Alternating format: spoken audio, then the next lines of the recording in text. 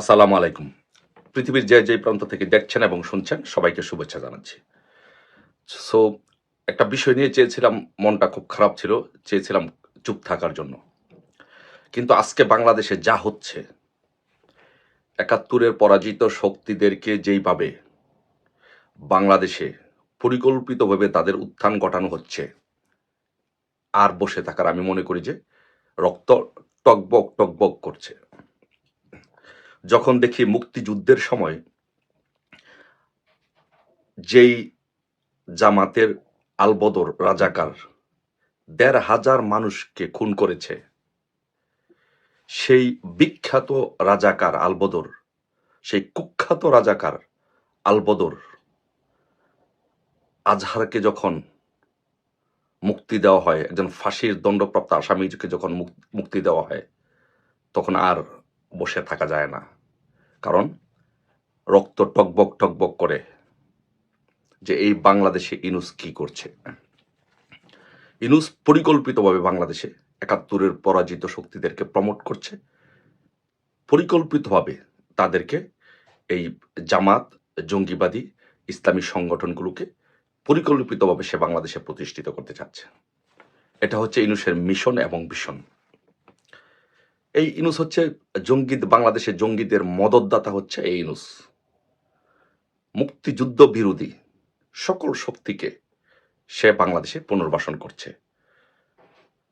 এটা আজকে যে কাজটি হয়েছে, যে এটিএম আজহারকে বাংলাদেশে একজন ফাঁসির দণ্ডপ্রাপ্ত আসামিকে মুক্তি দিয়ে আজকে ইনুস যেটি করেছে, সেটি হচ্ছে এই মুক্তিযুদ্ধের শক্তির সাথে, যারা ৭১-এ যারা নিহত হয়েছেন সেই শহীদ পরিবারগুলোর সাথে, মুক্তিযুদ্ধের সাথে আজকে হাসি তামাশা করছে এই ইনুস।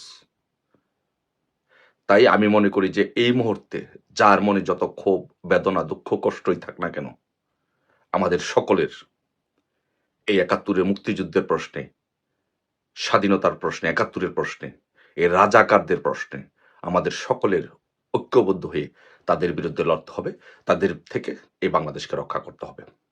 নয়তো আমাদের বাংলাদেশের ভবিষ্যৎ অন্ধকার। আর আমি যে কারণে প্রথমে বলেছিলাম যে আমার একটু মনটা খারাপ, যে কথা বলতে চেয়েছিলাম না, তারপর আজকে এটিএম আজহারকে যখন মুক্তি দেওয়া হয়েছে তখন আর বসে থাকতে পারলাম না।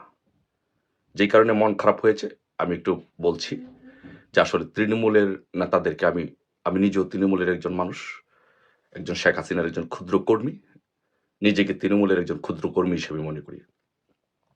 কিন্তু বিভিন্ন সময় সব বক্তব্য বা সব কথা অনেক সময় সঠিক লাইনে যায় না, বা অনেক সময় মিসআন্ডারস্ট্যান্ডিং এর সৃষ্টি হয়। গত শুক্রবারে আমি লাইভে যে বক্তব্য দিয়েছি, সে বক্তব্যে অনেকে হয়তো অসন্তুষ্ট হয়েছেন, ক্ষুব্ধ হয়েছেন, বাট আমি আপনাদের একজন তৃণমূলের ভাই হিসাবে আমি এটার জন্য দুঃখ প্রকাশ করছি, যে কেউ যদি কোনো দুঃখ বা কষ্ট পেয়ে থাকেন। বাট আমি এটুকু বলছি যে আমরা যখন বক্তব্য দিই, কথা বলি, বিশেষ করে আমি যে বক্তব্যটা দিয়েছিলাম সেই বক্তব্যটি নীতি নির্ধারকদের নির্দেশে আমি দিয়েছিলাম। বাট আমি যেহেতু বক্তব্যটি দিয়েছি, আমি কাউকে ব্লেম দিতে চাই না, কাউকে দোষারোপ করতে চাই না। কেউ যদি নীতি নির্ধারকদের নির্দেশে বক্তব্য দেওয়ার পরেও কেউ যদি কোনো বিব্রত হয়ে থাকেন, কষ্ট পেয়ে থাকেন, তো সেই জন্য আমি আন্তরিকভাবে দুঃখিত। আর আমি এও বলবো, সিনিয়র নেতৃবৃন্দদেরকে বলবো, যারা আপনারা আমাদেরকে স্ক্রিপ্ট দেন, যারা আমাদেরকে কথা বলার জন্য বলেন, বক্তব্য দেওয়ার জন্য বলেন, বিভিন্ন বিষয়ে পরামর্শ দেন, বা নেত্রীকে, মাননীয় প্রধানমন্ত্রীকে যারা পরামর্শ দেন, ইনফরমেশন দেন, তথ্য দেন, একটু সঠিক তথ্যটা দিবেন। নেত্রীকেও সঠিক তথ্য দিবেন, আমাদেরকেও সঠিক তথ্য দিবেন, বা যেটা বাস্তবায়নযোগ্য সেটা দিবেন। কারণ অবাস্তব বা বাস্তবায়নযোগ্য না, কারণ এমনি বাংলাদেশের সাধারণ নেতাকর্মীরা, তৃণমূলের নেতাকর্মীরা আহত, তারা বিপদগ্রস্ত, এবং তারা বিভিন্নভাবে বঞ্চিত, লাঞ্ছিত।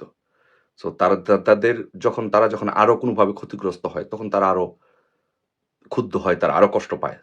রাজাকার আজহারকে নিয়ে গুরুত্বপূর্ণ তথ্য দিল এম সালাউদ্দিন। দেখা যায় যে আমরাও আহত হই। আমরা যারা কথা বলি ৫ তারিখের পরে, যারা জীবনের রিস্ক নিয়ে মা বাবাকে বিপদে রেখে, বাড়িঘর সবকিছুকে ধ্বংসের মুখে রেখে যারা কথা বলি, আমরা আহত হই। সো এই মিসআন্ডারস্ট্যান্ডিং গুলো যেন তৈরি না হয়, সেই জন্য আমি বলবো যে যারা আমাদেরকে তথ্য দেন এবং যারা প্রধানমন্ত্রীকে তথ্য দেন সবাই যেন সঠিক তথ্য দেন। এবং তৃণমূলের কাছে আমি কৃতজ্ঞ যে তৃণমূল আপনারা আমার সমালোচনা মাঝে মাঝে করেন বা ভুল ধরিয়ে দিচ্ছেন। এর থেকে এটা আমার জন্য শিক্ষা, রাজনৈতিক জীবনে এটা আমার শিক্ষা। আমি এর থেকে শিখতে চাই এবং আপনাদের কাছে কৃতজ্ঞতা প্রকাশ করছি এবং আপনাদের কাছে দুঃখ প্রকাশ করছি। এবং ভবিষ্যতে আমি মনে করি যে আপনারা যে কোনো দলের যে কোনো সিদ্ধান্তের জন্য বাংলাদেশ আওয়ামী লীগের অফিসিয়াল ফেসবুক পেজটি ফলো করবেন। ওইখানে যে নির্দেশনা আসে সেই নির্দেশনাটি ফলো করবেন। এবং আবারও আপনাদের কাছে কৃতজ্ঞতা প্রকাশ করছি এবং যদি কেউ কোনো ব্যক্তিগতভাবে কোনো দুঃখ কষ্ট পেয়ে থাকেন সবার কাছে দুঃখ প্রকাশ করছি। এই মুহূর্তে আমাদের কোনো বিভাজনের সুযোগ নেই। এই পার্টির এই ক্রান্তিকালে দুর্দিনে আমাদেরকে ধৈর্য সহকারে সকলকে ঐক্যবদ্ধভাবে এই জামাত শিবির এবং মৌলবাদীদের বিপক্ষে আমাদের লড়াই করতে হবে এবং ৭১-এর পরাজিত শক্তিদের প্রশ্নে কোনো আপোষ হবে না। আজকে এটিএম আজহার একজন মানবতা বিরোধী অপরাধী যে ১৫০০ মানুষকে হত্যা করেছে, যে খুনের সাথে দর্শনের সাথে জড়িত, তাকে আজকে মুক্তি দিয়ে এই ইউনূস যে দৃষ্টান্ত স্থাপন করেছে তার তীব্র নিন্দা এবং প্রতিবাদ জানাচ্ছি এবং সকলকে ঐক্যবদ্ধভাবে এই অন্যায়ের বিরুদ্ধে প্রতিবাদ করার জন্য আহ্বান জানিয়ে শেষ করছি। জয় বাংলা, জয় বঙ্গবন্ধু।